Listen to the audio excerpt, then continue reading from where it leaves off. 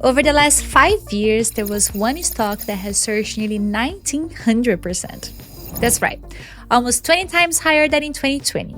And yes, that's an even bigger gain than NVIDIA. Today, we'll revisit my conversation with Build-A-Bear CTO Dara Meath and understand the record-breaking numbers that prove this 27-year-old brand is just getting started.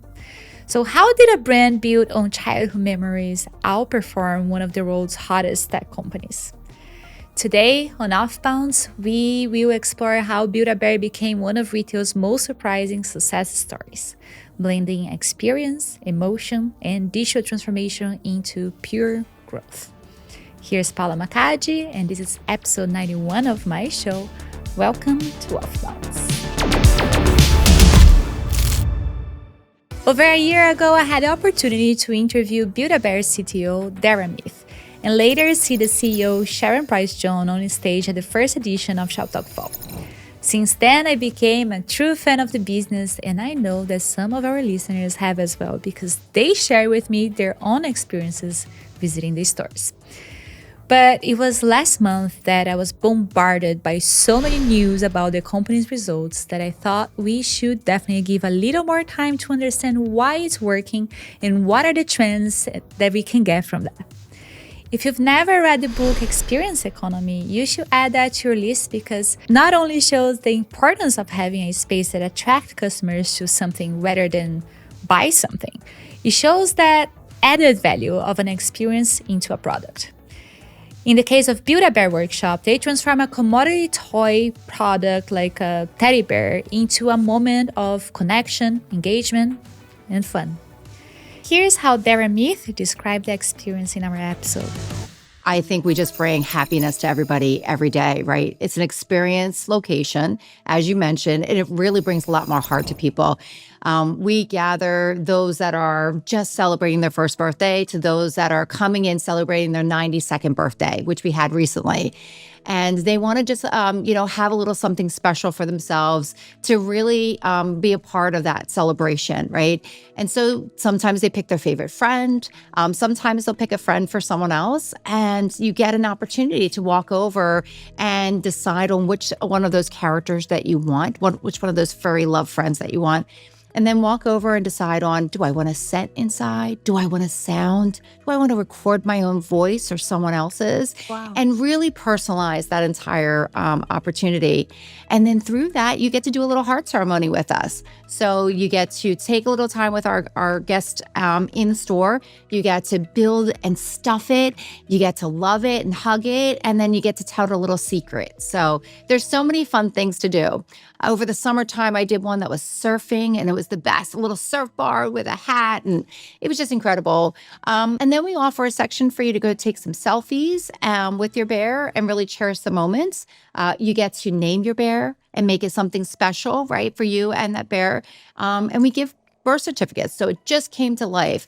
So for us, it's an overall entertainment experience location that just brings a lot of love and heart back to someone. That emotional connection is what keeps Build-A-Bear's stores destination worthy. People don't go there just to shop. They go there to feel. But as we know in retail, the consumer journey is omnichannel, and the company's online is growing fast with Q2 of this year showing e-commerce demand up 15%. Dara told me how digital complements that in-person magic.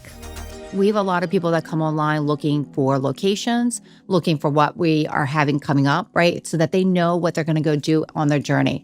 So most of our events are pre-planned, which is incredible, right? So most people come over and they want to find out about us first. But then some people go online just to buy and search, and it gives them a little bit more time to browse. Not everything that we have online is offered in store and vice versa. It's just the way that I think that we do our unique selections. And let's face it, our store would have to be the same size of this building if we had to offer everything, right? So it gives a good opportunity for people to shop in other ways. And what we look at is really how do we keep bringing that experience forward? So we do a lot of common things, the way that we dress them, the way that we bundle them together and show the uniqueness. Even the checkout experience, right? We try to bring the same payment opportunities, the same process and flows. But we're improving that each day. And I think as part of our transformation and always ongoing is how do we bring that same effect online? And we're really looking at our 2D and our 3D opportunities to keep driving that and giving people the opportunity to almost touch and feel without actually being there in the store. And that's what our big unlock is as we continue to move forward. So super excited about those things and excited about what the guest has been asking for and what we're going to be able to provide. When Dara joined, Build-A-Bear was already digitally transforming, but she shared with us that what would normally be a 5-year journey, it was just 18 months. Digital transformation for us was, we were at a great starting block, but over the last 18 months, we've incredibly unlocked the things of mobile POS in our stores. What that's done is helped us to activate our guests, as I was saying, in that seamless process.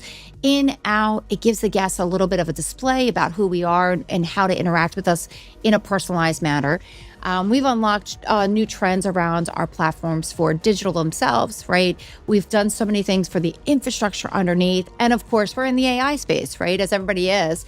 And that helps us to really drive the infrastructure knowledge of our data and help us to source things quickly and more efficiently. So where I see our future and what we've done in the last 18 months was what companies would do in 5 years.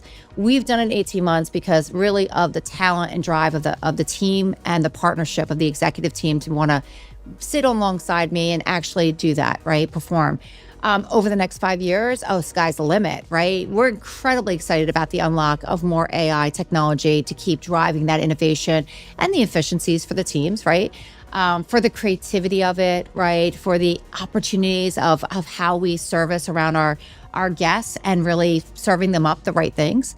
And then, of course, all of the things that we're going to do within our 2D, 3D effects, things that are really help us gamify our business in the right way so that people always want to be a part of it. In the latest earnings calls of the company, the CEO shared that the company's growth is using 3 strategic pillars to introduce the brand to more people in more places and more types of products and more purposes.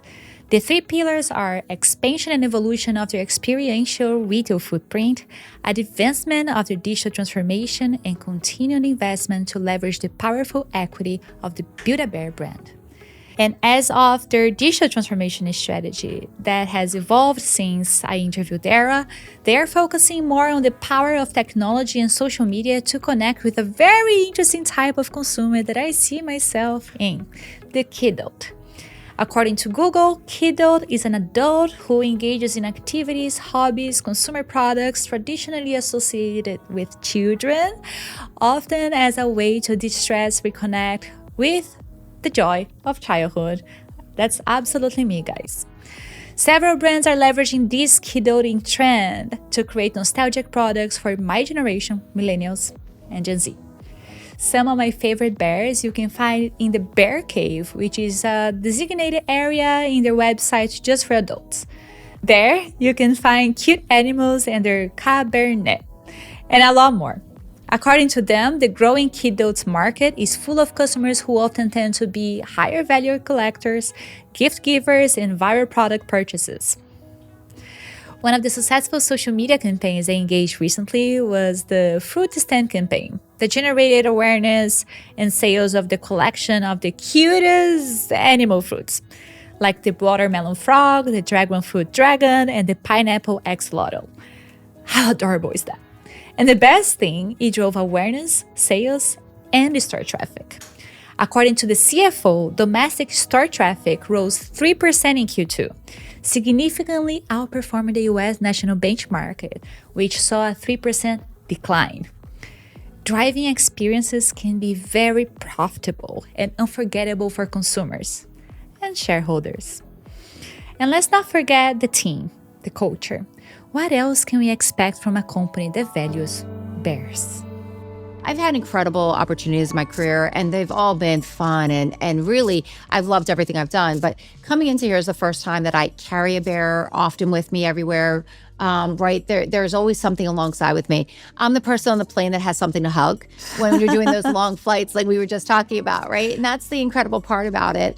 But it's a lot of heart. The stories that we hear are probably the favorite thing about it. And I just asked Maxine the other day when she was in our office, and I asked her, tell me about your first memorable story. Like, how did you know this was all going to unlock? And she just told me the story about the first opening day and how there's this incredible line outside, and she felt the warmth and how people just wanted this position. And I said, that's the kind of stories we want to hear, right? Yeah. What is your special moment? Like the drive is there. The drive is there, the passion, and you don't get that in many companies, right? And so it's really a part of connecting that heart. And then those that work with us, oh gosh, I mean, they're happy every day, right? They're having fun. We don't make our offices not fun, right? It's bears. So we get an opportunity to have fun. You all have like bears in your desks. We do. You get a bear when you onboard with us, which is fun, right? And then you get an opportunity to go work in the store. So when we talk about the experience and going back to that book, we're the store that when you come on board, you spend a couple days in our store to get to know us, right? To get to know the store.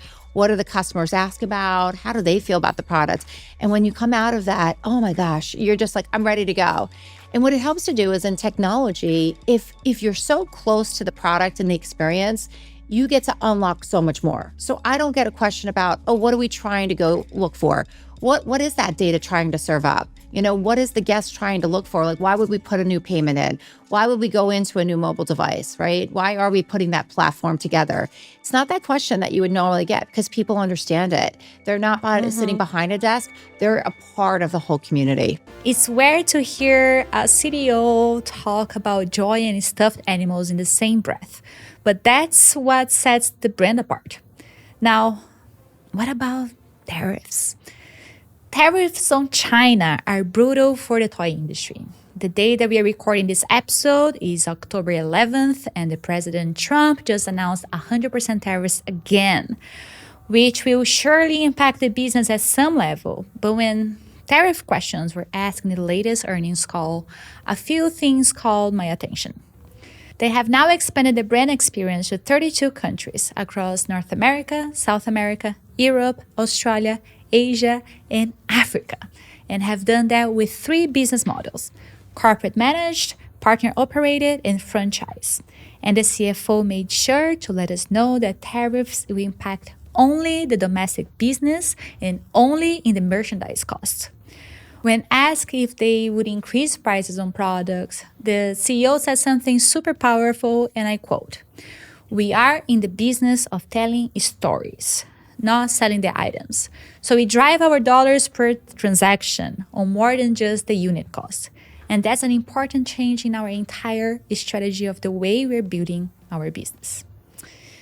What I get from that is that when you are in the business of emotional connection, consumers will rarely go there to buy a single toy and leave.